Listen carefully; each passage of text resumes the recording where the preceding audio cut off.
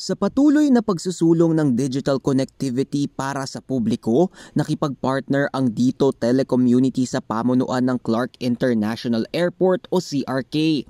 Nitong Huwebes, November 10, opisyal na inanunsyo ng Dito at ng Luzon International Premier Airport Development o LIPAD Corporation na mayroon ng high-speed Wi-Fi access ang lahat ng pasahero ng CRK.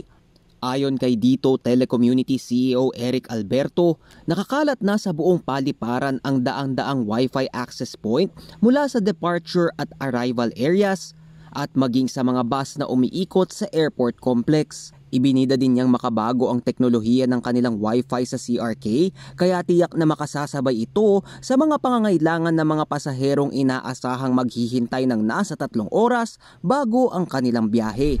We're putting 115 state-of-the-art version 7 Wi-Fi access points. Hindi ko nabanggit kanina, yung version 7 is the latest in Wi-Fi technology that it can accommodate up to 1,000 simultaneous users per access site. And we've put 115 access sites all over the airport. Bukod pa sa pa-Wi-Fi ng Dito sa CRK, mayroon din silang charging station at Dito SIM vending station upang mas mapadali ang buhay online ng CRK passengers. Dagdag ni Alberto, responsibilidad din ng kanilang kumpanya na i-capacitate ang mga Pilipino ng mabilis na internet connection, lalo na ang mga bumabiyahe gamit ang international gateways ng bansa, gaya na lamang ng CRK. What better way to showcase that capability than to put it in the airport, which is a vital, portal and gateway into our country, no? Not only for Filipinos but also for foreigners that will visit our country. Sa pamamagitan ng libreng Wi-Fi access sa CRK, hangad ng Dito na maging mas madali para sa mga biyahero ang pakikipag-ugnayan sa kanilang mga mahal sa buhay.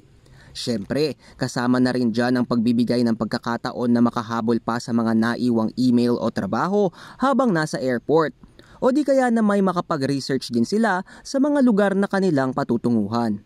Ikinagagalak naman ito ni LIPAD President and CEO Noel Mananquil dahil kabilang daw ang naturang serbisyo ng Dito sa mga pamantayan ng pamahalaan upang mapanindigan ng CRK ang pagiging world-class nito.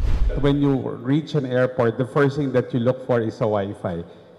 Especially if you are arriving at an international airport, you don't have any SIM yet or whatever. The first thing that you look for is the Wi-Fi connectivity because that's your first platform to connect with your family. Isa ang CRK sa mga pangunahing paliparan sa buong Pilipinas at binansagan din itong World's Most Beautiful Airport for 2023 ng United Nations Educational, Scientific and Cultural Organization o UNESCO. So we're very happy that we have this partnership.